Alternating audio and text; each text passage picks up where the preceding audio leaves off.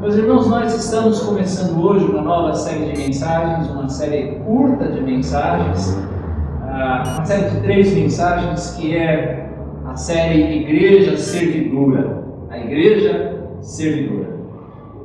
Eu creio que você conhece a realidade da Escritura que diz que antes de conhecermos a Cristo, eu e você, nós éramos escravos do pecado. Nós fazíamos a vontade do pecado. Nós entregávamos os nossos desejos, os nossos membros à prática daquilo que desagrada a Deus. Mas quando nós tivemos esse encontro renovador com Cristo, quando Cristo entrou na nossa vida, nós fomos transformados de escravos do pecado em servos de Cristo. De tal maneira que sim, nós estamos servindo ao Senhor, nós temos o dever de servir ao Senhor, mas este serviço que nós prestamos a Cristo é o serviço voluntário, é o serviço de um servo que ama o seu Senhor e o faz por causa desse amor. Esse serviço ao nosso Senhor é um serviço que se manifesta no serviço que nós prestamos uns aos outros. Ele não é simplesmente um serviço de nós virmos aqui, cantar louvores, não é um serviço simplesmente de nós ofertarmos, mas é um serviço que nós praticamos na vida uns dos outros, servindo ao próximo, servindo às pessoas que nos servem. É um serviço ao perdido, aquele que está sem Cristo no mundo. É também um serviço que nós prestamos a Cristo servindo aos santos, ou seja, servindo aqueles que estão no povo de Deus. É você servindo a pessoa que está do seu lado. É um serviço que você presta àquele que é um necessitado, não só do necessitado espiritual, mas também aquele que é necessitado materialmente, aquele que é desprovido de recursos, que tem menos do que você mesmo tem. A nossa esperança ao pregarmos esta série, ao falarmos da Igreja Servidora, é que todos nós, sem exceção, tenhamos esta memória fresca, nós recuperemos a noção de que servir a Cristo é um privilégio. Servir a Cristo, servindo ao próximo, é um privilégio que nos é dado quando nós conhecemos a Cristo. Nós somos privilegiados em servir. E eu quero falar hoje a você a respeito do privilégio que nós, igreja servidora do Senhor, temos em servir aqueles que estão sem Cristo. Em servir aqueles que estão sem Cristo.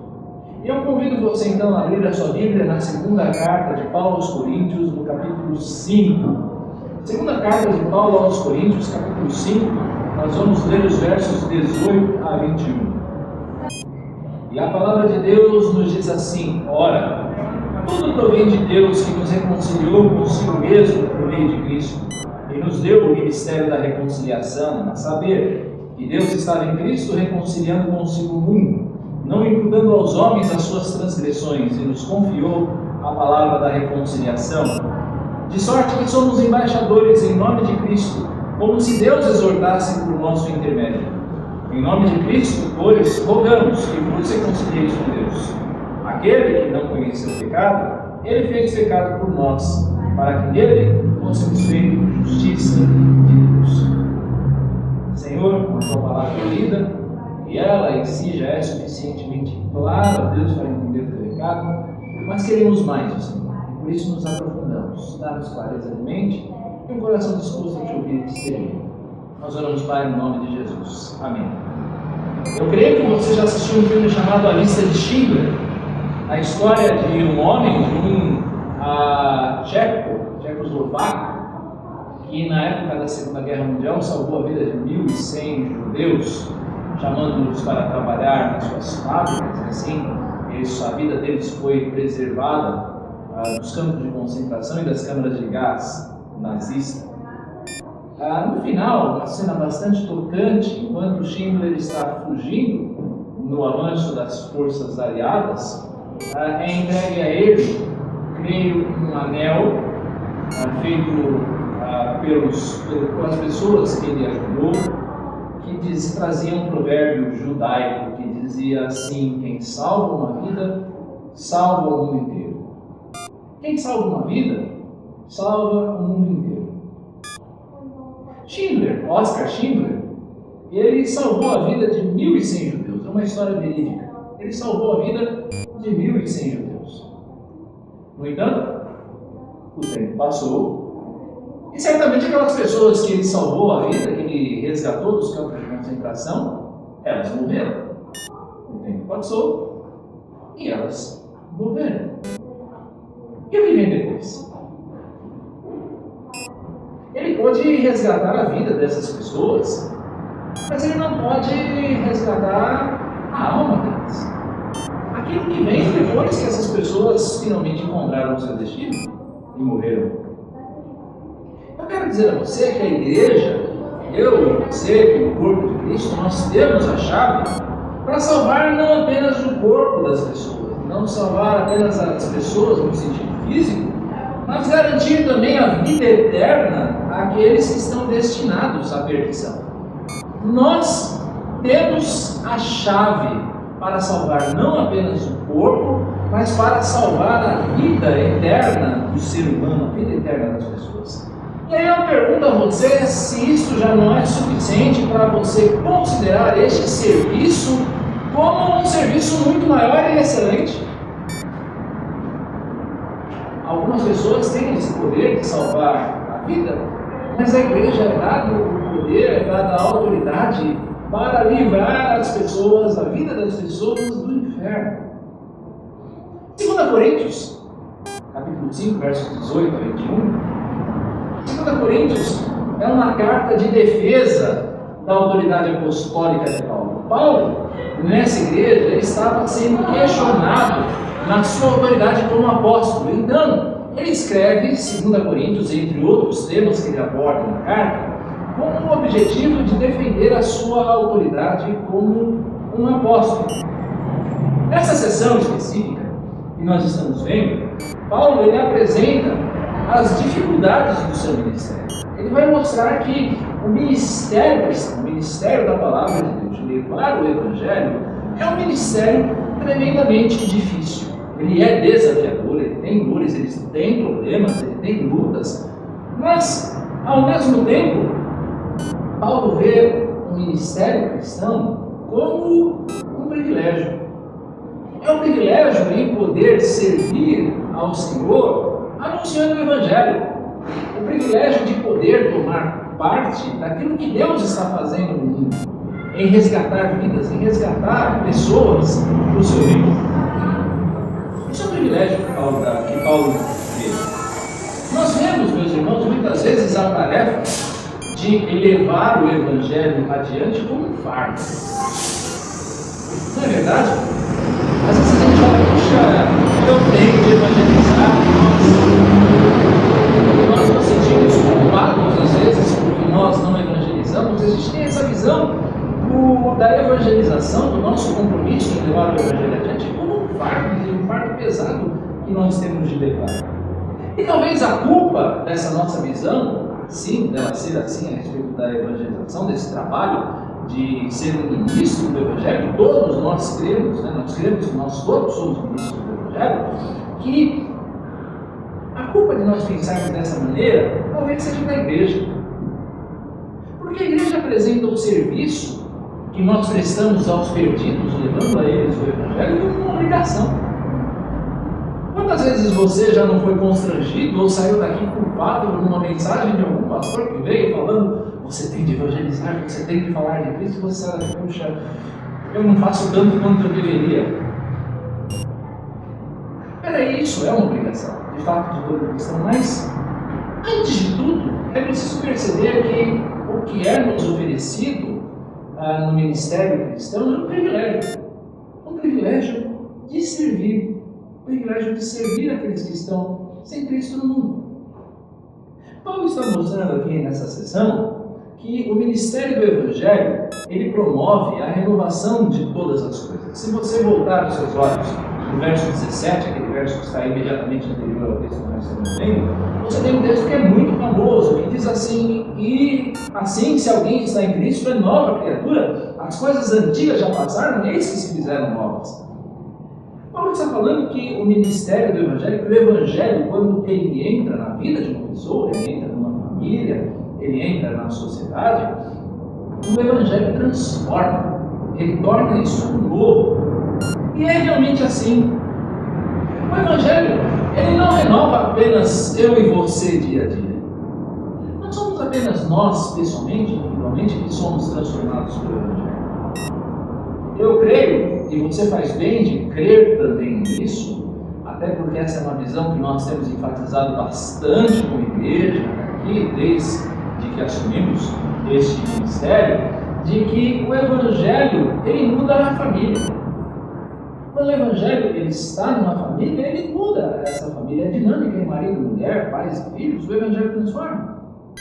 O Evangelho ele muda o bairro, ele nos faz ver o bairro, o lugar onde nós moramos, como um campo missionário, como um lugar em que nós temos de servir, que nós temos de nos esforçar por fazer também novas todas as coisas aqui no Chora Menino. O Evangelho ele muda a cidade, ele muda a nação, ele muda o país. O Evangelho transforma a maneira como nós tratamos as pessoas.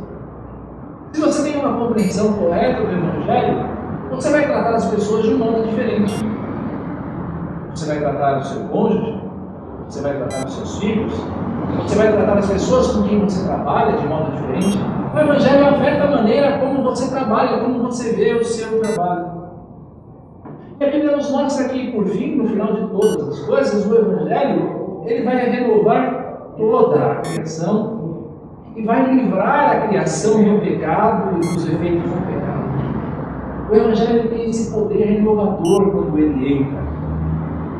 Paulo vai dizer então agora no nosso texto que todas essas coisas que nós estamos falando, esse poder de renovação do Evangelho, provém de Deus. A iniciativa disso, quem começa esse processo é sempre Deus, é sempre o Senhor. Não é o homem, não são as ideologias humanas, não é o esforço humano em criar pessoas melhores, em criar um mundo melhor que vão produzir transformação verdadeira. É claro, quando você vê essas pessoas que são dotadas de ideologias, que são dotadas de boas ideias, de um coração disposto a abençoar outras vidas, tudo isso é bom, tudo isso tem o seu valor, mas a real transformação, ela só vem mesmo do Senhor, ela parte de Deus.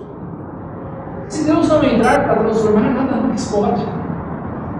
Deus é quem tem esse poder de transformação. Mas como é que Deus faz isso? Paulo vai mostrar como Deus faz isso, dizendo que Deus, ele nos reconciliou com Ele mesmo. Deus nos reconciliou com Ele mesmo. E aqui é preciso explicar para você esse conceito, que é um dos conceitos mais ricos da teologia do apóstolo Paulo, um dos conceitos mais ricos da teologia cristã, e é preciso que nós não entendamos bem esse conceito da reconciliação. E eu vou tentar resumir para você a Bíblia toda em alguns instantes. Deus criou o homem num estado de amizade, num estado de paz com Ele. Você vê a Bíblia falando desta amizade de Deus com o homem, de Deus vindo no final da tarde no jardim. A gente não tem nem ideia de que possa ser isso, mas Deus vinha até o jardim no final da tarde e conversava com o homem, trocava ideias com o homem, como um amigo faz com outro amigo. Nós tínhamos paz perfeita com Deus. E essa paz haveria de ser desfrutada para sempre. Esse é o propósito original de Deus para o homem. Amizade e paz com Ele, para sempre. No entanto, o homem escolheu desobedecer a Deus. O homem escolheu voluntariamente virar as costas para Deus. O homem escolheu ser independente de Deus. E aliás, esta é uma escolha que permanece até hoje. Nós, tantas e tantas vezes, também escolhemos ser desobedientes a Deus. Entre dois caminhos, entre o caminho que agrada a Deus e o caminho que o desagrada, tantas e tantas vezes eu e você vamos escolher aquele caminho que desagrada a Deus. Essa é a natureza corrompida do homem. Essa é a natureza decaída do homem. O homem se torna um rebelde. Nós, por natureza, nós estamos num estado de rebeldia contra Deus.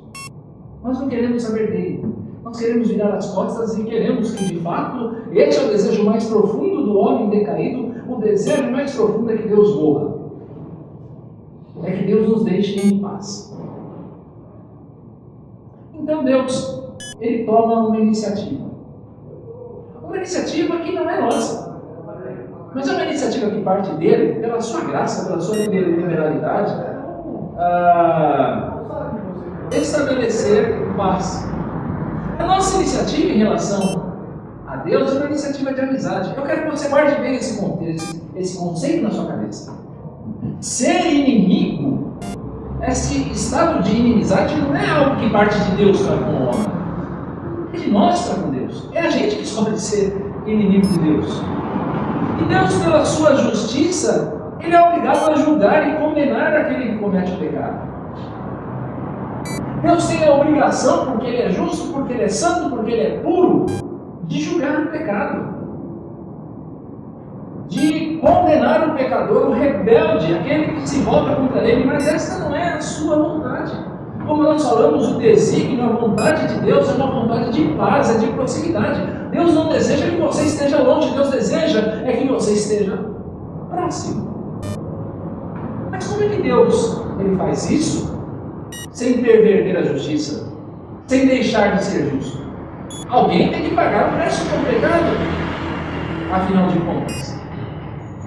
Então que Deus, na sua graça, na sua misericórdia maravilhosa e secreta, que tem uma dimensão que eu e você não conseguimos entender, Ele se faz homem. Ele se faz homem em Jesus Cristo.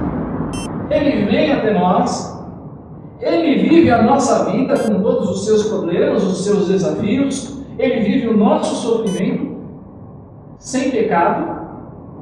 Cristo vive a nossa vida, mas sem pecado, então Ele se entrega para morrer no nosso lugar. Cristo se entregou e levou sobre si o peso da ira de Deus que estava sobre mim e sobre você. Eu quero chamar a sua atenção para o verso 21 desse texto. E vai mostrar justamente isso, uma doutrina que nós conhecemos na teologia. Você não precisa guardar esses nomes complicados, guarde só o conceito, ok?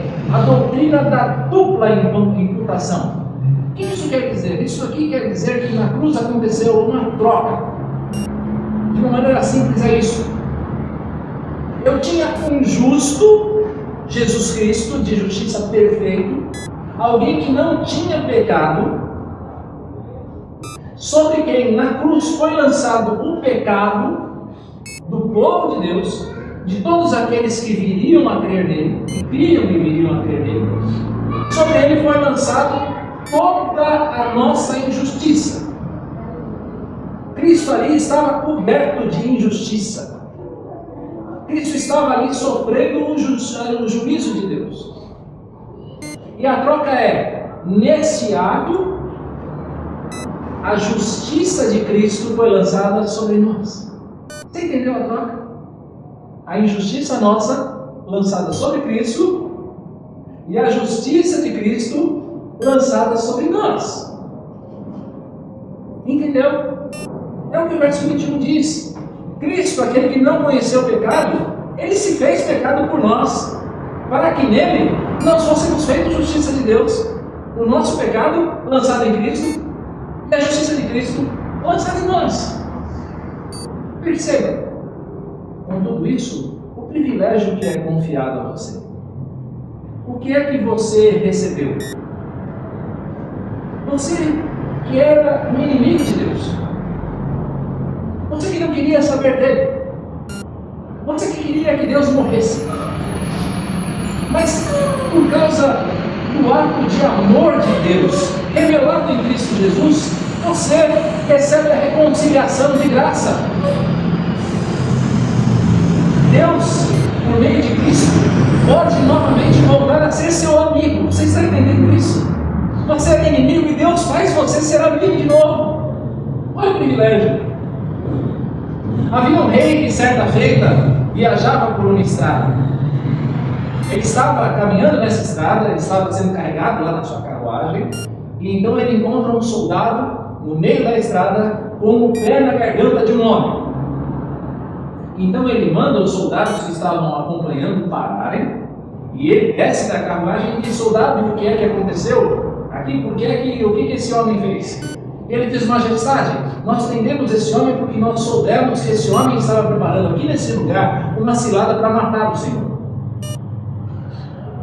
Ele iria matar o Senhor. E nós estamos aqui, nós estamos prendendo ele, nós vamos levá-lo à prisão para que ele seja executado conforme a lei. Então o rei diz: soldado, tire o pé da garganta desse homem. Eu perdoo este homem. Este homem está perdoado. Nós chamaríamos isso de misericórdia. O rei teve misericórdia desse homem. Mas a história vai além. Esse rei olha para esse homem e diz para os soldados: levem esse homem até o palácio, troquem as roupas dele, deem um banho nele, façam barba, coloquem um anel, uma sandália no pé dele, que a partir de agora esse homem ele passa a ser meu. Não é absurdo nós pensarmos assim? Esse homem não recebeu apenas misericórdia, ele recebeu graça. Ele não foi só perdoado, o rei foi ainda benigno para com ele.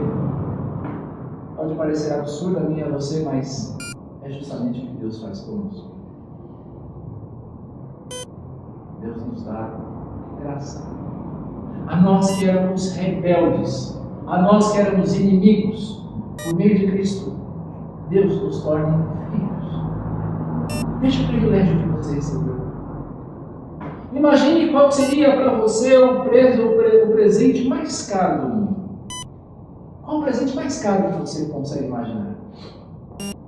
Alguns talvez vão pensar num carro muito caro. Outros, como eu, adorariam ganhar um avião para viajar para o mundo. Outros talvez pensassem em uma casa fantástica. O presente mais caro que você consegue imaginar. No entanto, como 1 Pedro nos lembra, 1 Pedro, capítulo 1, verso 18, ele diz assim: sabendo que não foi mediante coisas corruptíveis, como prata ou ouro, que fostes resgatados do vosso vil procedimento, que vossos pais vos legaram, mas pelo precioso sangue, como de cordeiro, sem defeito e sem mácula, o sangue de Cristo. Sabe qual é o maior presente que Deus deu a você? O seu Filho Jesus Cristo. Não há presente mais caro que você consiga imaginar que esse. E é isso que nós recebemos em Cristo. Veja o privilégio que nós, como igreja de Cristo, recebemos. E como se não bastasse esse privilégio, nós ainda somos chamados, por esse texto que estamos vendo hoje, a levar essa mensagem de reconciliação a outros.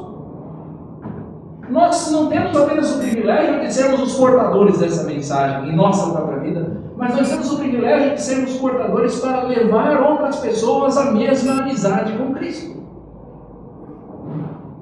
Paulo vai dizer que nós somos embaixadores. O embaixador, principalmente nesse contexto cultural, ele era aquele que era portador da mensagem de paz com o rei.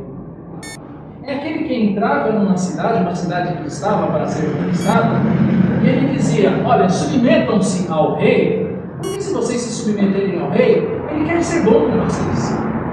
Ele quer que vocês o reconheçam como rei, que vocês prestem tributo a ele, mas o desígnio dele é bom. É isso que o embaixador fazia, ele trazia a mensagem de paz. Ainda é assim, na verdade, é aquele que cuida do relacionamento entre as nações. Nessa semana, por exemplo, a gente teve um exemplo claro no nosso país, sexta-feira, se não me engano, da Venezuela. Nosso país vizinho, que por razões ideológicas, chamou de volta o seu embaixador. O que ela estava querendo dizer com isso? Nós não queremos ter relacionamento com vocês. É isso que a Venezuela fez nessa semana, chamando o seu embaixador de volta. Ela rejeitou a embaixada. Agora pense na ofensa que isso representa. Pense na ofensa que representa quando um rei que está sitiando uma cidade, que está em guerra contra uma cidade, e ele manda o embaixador e diz: submetam-se ao rei. reconciliem-se com ele, sejam amigos do rei. E aí os camaradas matam o embaixador, mandam o embaixador embora, eles rejeitam a embaixada. O que o rei vai fazer com essa terra? Não vai sobrar pedra sobre pedra. Deus está nos chamando à paz. Deus está nos chamando à reconciliação. E aí eu quero chamar a sua atenção para o verso 20, porque o verso 20 mostra como a igreja servidora, ela realiza este serviço em favor dos perdidos. A sua embaixada, como a igreja servidora realiza a sua embaixada em prol dos perdidos. Primeiro, veja no verso 20, ela diz que essa embaixada é feita em nome de Cristo. Ou seja, é feita na autoridade de Cristo. Você deve se lembrar da grande comissão, quando o Senhor Jesus diz: toda a autoridade me foi dada, nos céus, na terra e debaixo da terra. E, portanto, nós vamos realizar essa tarefa na autoridade de Cristo. Nós vamos realizar essa tarefa no poder do Espírito Santo. Cristo nos dá uma tarefa, nós vamos na sua autoridade, Ele nos dá capacitação. E algo interessante aqui, porque nós vamos na autoridade de Cristo, a nossa embaixada vai ser sempre bem sucedida. Mas, pastor, algumas pessoas não aceitam. Sim, é verdade. Mas como nós nos lembramos a partir do texto de Isaías, a palavra do Senhor nunca volta vazia. A nossa embaixada sempre vai ser bem sucedida, porque alguns vão aceitar essa mensagem de reconciliação e vão ser salvos. E outros vão rejeitar a nossa embaixada e vão ser condenados. O rei sempre vence. Nós precisamos nos lembrar disso. A nossa mensagem sempre vai ser bem sucedida quando nós exercemos o ministério com fidelidade. Quando você faz o que você precisa na autoridade de Cristo, você sabe que você está debaixo da autoridade de Cristo, que você está no poder do Espírito Santo de Deus e que você vai ser bem sucedido. Isso para dizer a você que nós precisamos desenvolver este serviço com ousadia. Você precisa desenvolver a sua embaixada, meu irmão, desenvolver esse privilégio de maneira ousada. Você não está indo no seu próprio poder. Você não está indo na sua própria capacidade. Nós estamos indo na autoridade do rei e nós estamos anunciando uma proposta de paz. Você precisa ser ousado. Ousadia quando você exercita esse privilégio. Outro detalhe aqui no verso 20 é que a mensagem do embaixador é uma mensagem feita com roubos, ou seja, com súplica. A palavra que é traduzida por suplicar. Você é como um embaixador que ele suplica para as pessoas: por favor, aceitem essa proposta de paz. É a real simpatia, é o amor benigno, é o coração doído por aqueles que se perdem. Quando você vai levar a sua embaixada e vai fazer essa proposta de paz, o teu coração precisa ser um coração dolorido. Você precisa olhar para as pessoas à volta e entender que muitas delas irão se perder. A maioria das pessoas irá se perder. Eu não sei se você já fez esse exercício. Eu fazia quando pegava o metrô para ir trabalhar lá no centro de São Paulo.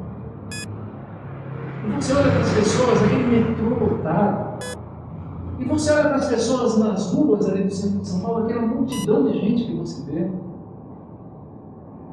E você para por um momento e se lembra da palavra de Deus e imagina que daria 30, 40 anos, se tanto, para a maioria delas, elas estarão mortas e a maioria delas estará no inferno.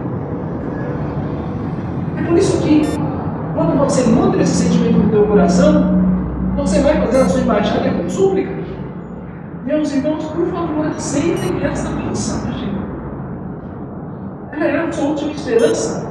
É isso que nos leva a cumprir a nossa embaixada com entusiasmo, até com espírito sacrificial, de romper a nossa zona de conforto e ir anunciar o Evangelho, prestar esse serviço ao perdido. É também servir ao perdido em lugar de ser servido por ele. Isso aqui é muito importante, principalmente para nós que ainda somos uma congregação e que eu creio, você deseja ver essa igreja crescer. Nós precisamos nos lembrar que nós estamos aqui para servir ao perdido e não ser servido por ele. O que eu quero dizer com isso? Nosso objetivo maior não é que essas cadeiras estejam cheias. Nosso objetivo maior não é que essa congregação seja organizada em igreja. Nosso objetivo maior é que as pessoas encontrem com Cristo. E elas podem se encontrar com Cristo aqui, podem se encontrar em qualquer outra igreja, mas que elas tenham um encontro pessoal com Jesus. Irmãos, nós somos a última esperança de um mundo que se perde. Ah, pastor, mas aí você está achando que nós somos a última bolacha do pacote, né? Parece uma declaração de quem, uma declaração arrogante. Não, meu irmão, é simplesmente aquilo que a Bíblia diz. Deus não tem plano B a não ser a igreja. Deus não tem outro plano. O plano de Deus é a igreja.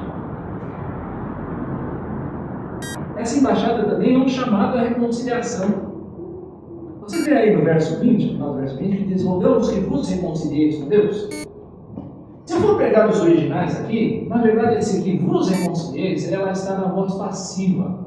Você na escola deve ter estudado a voz passiva, né? Ou seja, literalmente é: nós rogamos que vocês sejam reconciliados com Deus. Sejam reconciliados com Deus. O que eu quero dizer com isso? Por que eu estou destacando isso? Porque Deus ele faz uma oferta de paz. Ele manda o embaixador, ele faz a oferta e ele espera uma resposta.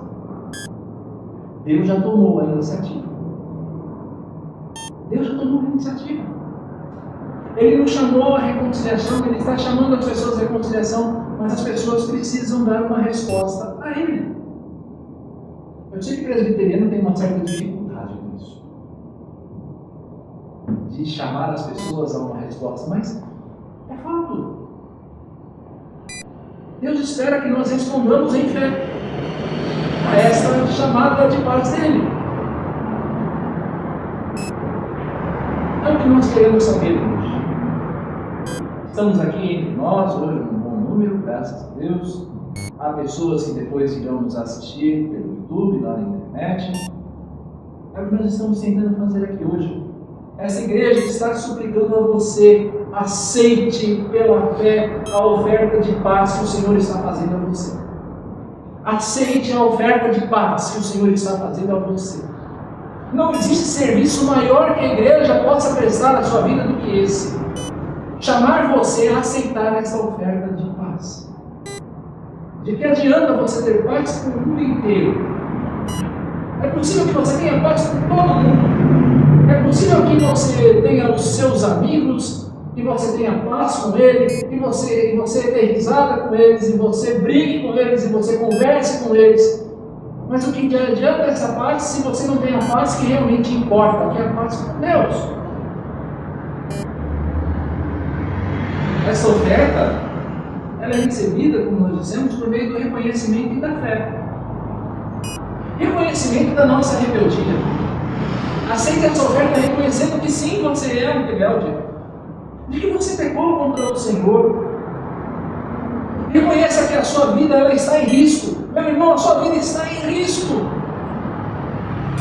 E não é um risco de que alguém vá fazer algo de mal com você, não, é algo pior do que isso.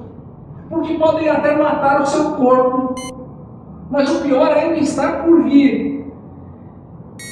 Porque se você perecer sem Cristo nesse mundo, certamente você vai perecer para sempre no inferno. A sua vida está em risco, você precisa reconhecer isso. É preciso reconhecer também o senhorio de Jesus. Reconhecer que o Senhor Jesus é quem tem autoridade sobre a sua vida. É uma oferta recebida por meio da fé. Fé no amor de Deus, fé que ama, Deus ama você, que Deus não deseja que você pereça.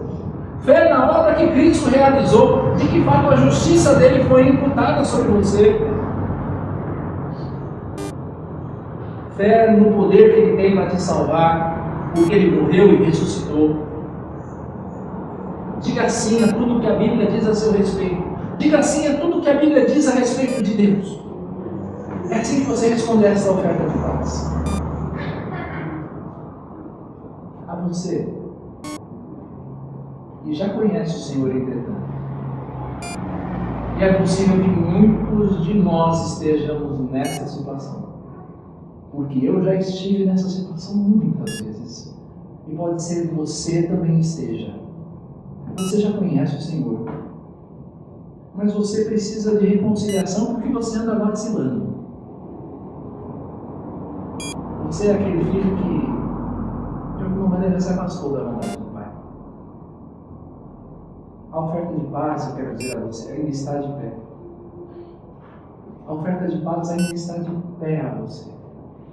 Não pense que essa oferta foi retirada porque você conheceu o Senhor e agora você está pisando na bola. A oferta continua de pé. Volte para a casa do Pai. Seja como o filho pródigo. Aquele que descobriu no meio do juízo, no meio das lutas, ele descobriu a sua própria miséria. Então ele decide voltar para a casa do Pai e ele encontra o Pai esperando uma resposta à beira do caminho. Volte para a casa do Pai. A oferta ainda está de pé. E já que estamos falando da igreja servidora, igreja, Congregação Presbiteriana do Imirim, irmãos que nos visitam hoje, nós precisamos desfrutar do privilégio da missão. Preste bem atenção nas palavras. Privilégio da missão.